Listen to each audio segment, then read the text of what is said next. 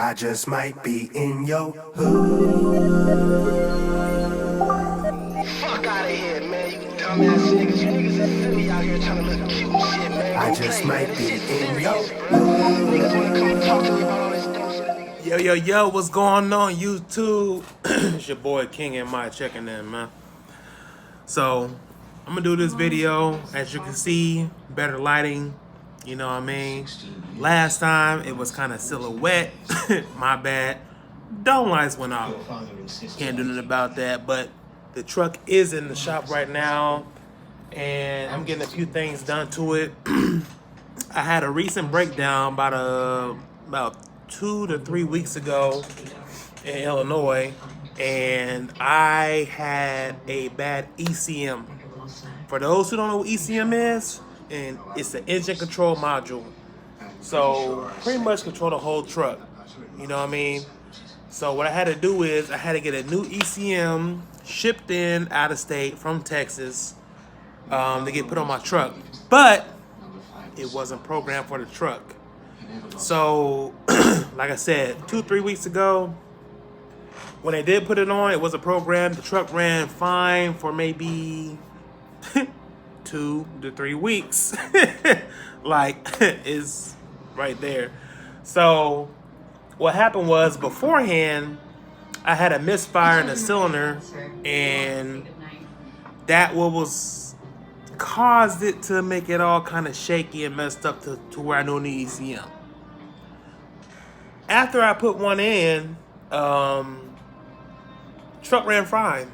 It ran fine up until a couple days ago, to where it started doing something like, I have it at 75 going down the E-way, and the cruise control kept canceling, man. And when it kept canceling, it can maintain speed, even though my foot was on the pedal. It was still going to kind of like the RPMs. What the RPMs would do, it'll drop from like 15 or whatever I'm at, 1500. It'll drop down to anywhere between 500 and 1000. It'll drop down and come right back up.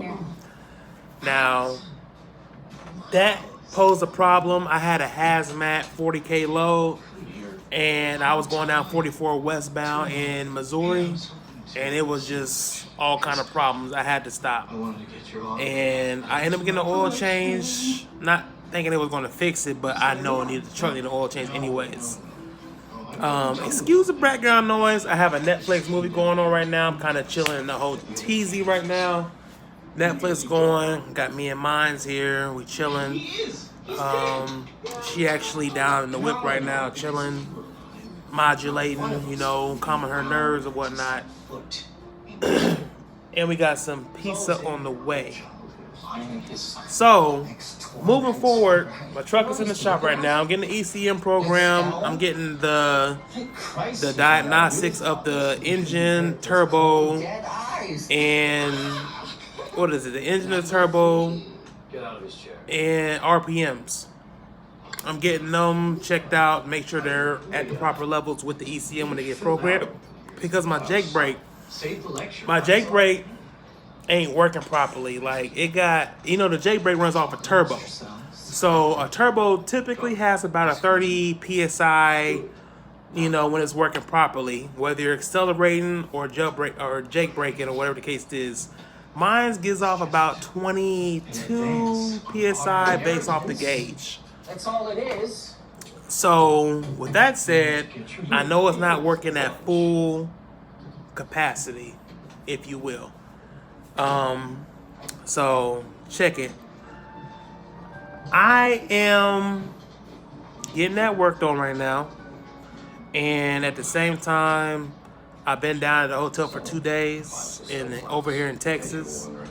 Tomorrow's Friday, because I'm posting this video tonight on Thursday. So I gotta find a reload, go somewhere that's paying good. $3 a mile is what I'm aiming for. I do see it, it's out there. So I had a comment on my last video where somebody was saying that I should lease on to like P&S. I seen them trucks, they're usually flatbed. Not saying they don't got van, reefer, whatever. But in lieu of that, Landstar is great. You know what I mean? I'm happy at Landstar. I can control where I go, when I want to go, and the rate. Somebody on that same comment said, oh man, they take 35%. Man, you should come over here. I didn't reply to that comment, but I'm doing it on this video. And if you're my subscriber, this is for you. I don't need to go anywhere else. I mean, you can go to any company, any major carrier, and get paid $1.30 a mile for all miles, and end up with 4,000 gross, you know, $3,200 check a week. Some people are happy like that, but at Landstar, there's more potential here than $3,200 a week. I already know that. I done get 5-6K take home after fuel. So, I mean, that's after Landstar take their 35% cut. Now, I'm not over here advertising Landstar like, hey man, come to Landstar, use me as a reference. I'm not doing all that. You know what I mean? So, I'm just saying I'm cool here. I'm not complaining. I mean, the thing about that in the short sense is a 35% of Landstar here might be 10% at where you're at. You know what I'm saying? Just because they're taking a higher quality of percentage doesn't mean. Like, here's an example. So let's say a low 500 miles paying $1,000, $2 a mile, right? Let's just do simple. Okay, let's say company A, where I'm at, is $2 a mile, and let's say company B, you know what I'm saying, is $2 a mile. I'm gonna be fair. They're both $2 a mile. The difference is Landstar take 35%. Company A, company B might take 10%. You see what I'm saying? So I don't see like why people so tight on percentage. Like, people ask me like, oh, what's your percentage or what cut do you get? Landstar take 35% with van. It's that simple. Flatbed 72%. I mean not 72%, but flatbed is 28%. But what I'm saying is, what we make here and what you make there ain't gonna be the same. It's not gonna weigh out. It's not gonna weigh out at all. Because the big thing is the DOT number on the side of the truck. The more history of that DOT, the better rates they're gonna get. So if a company's been in business, let's say 30 years, right? They're plugged in. They're plugged all the way in. It's easy. It's no brainer. They're getting good rates. Versus a company that's been in business, let's say, for 17 years. So this is 17, an all brand number, 17 years, and they get that rate. You know what I'm saying? It's not, it don't balances out. Now, if somebody were to par Landstar with another company that's been in business the same amount of years, then we can talk. But other than that, let's get to the video. I just thought I had to put that out on the front end because that's just what I wanted to do. It's my video, my channel. You see that? Subscribe.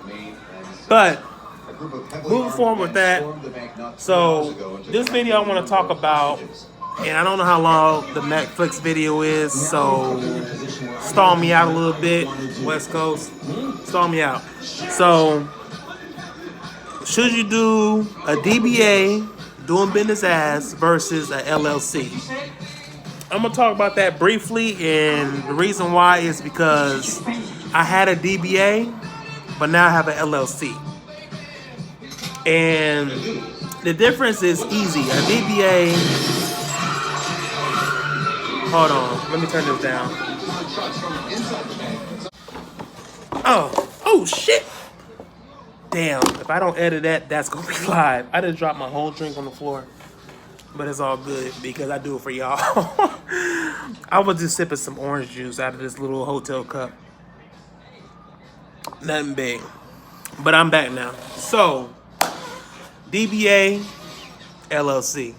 I had both. Or I do have LLC and I had a DBA, but I still have DBA. So a DBA is pretty much is when you get an EIN number, register with the state you live in or where your business is out of based off your home address. And like me, I'm Florida, or was Florida. So Florida got a thing called sunbiz.com. So if you go on sunbiz.com, you register with the state, the Secretary of State, and the IRS. Of course, they get your EIN number. Boom, you got a DBA. That's simple. But what I have right now is an LLC. LLC, you got your own business. You know what I mean? You set. And with an LLC, you get your EIN number after your LLC, right? EIN, you can pay people to work underneath you. Not saying the DBA can't, but you can. LLC, motherfucker. You know what I mean? LLC. Excuse my French for those that are cuss word sensitive. But pretty much, this is what I do. All right, let me kind of twist this, because I don't know if you're driving and listening, or you're sitting at home on your bed with your belly in the damn cover, with your feet wiggling in the air. I don't know what you're doing. So, let me put it like this. If you got an LLC, when you register your LLC, they want you to have a address, right?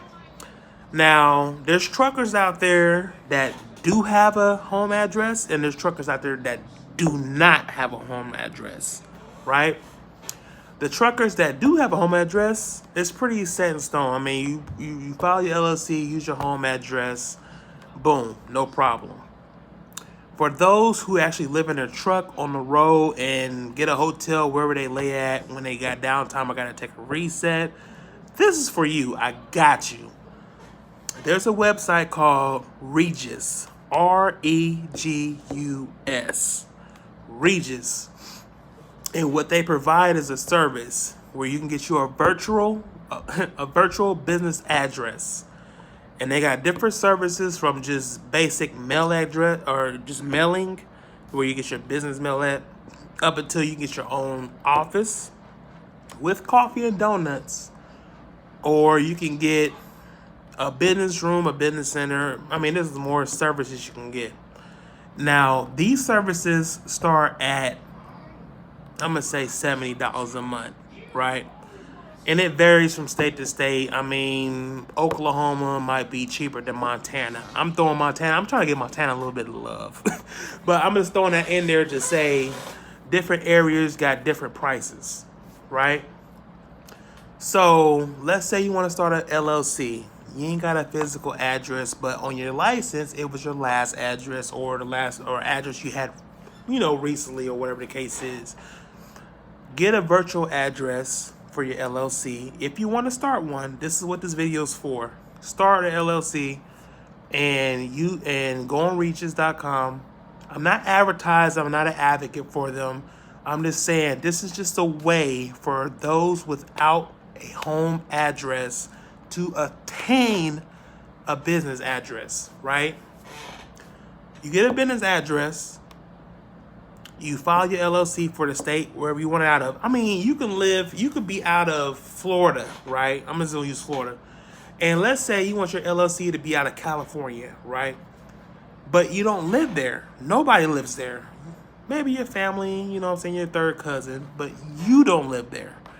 You would go to this website and get a virtual address in California, and then register your LLC in California with this virtual address. Yes, you can do it. Get your EIN number.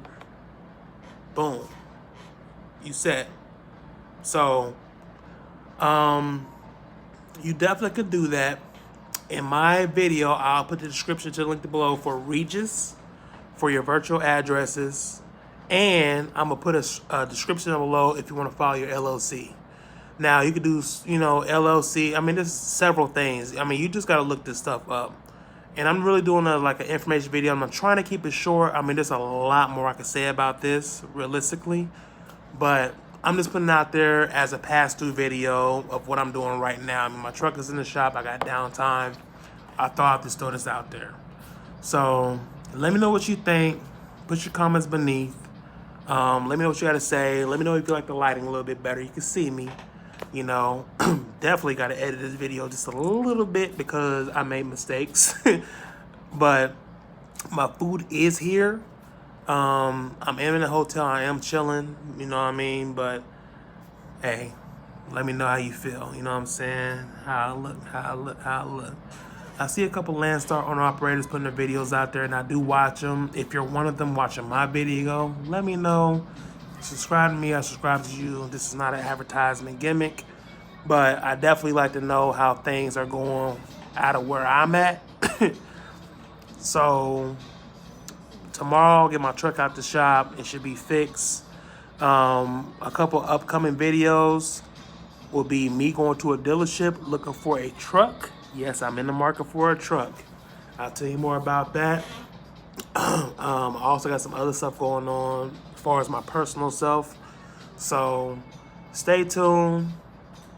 Little fella, aka King and I do got some edits in here that I need to do.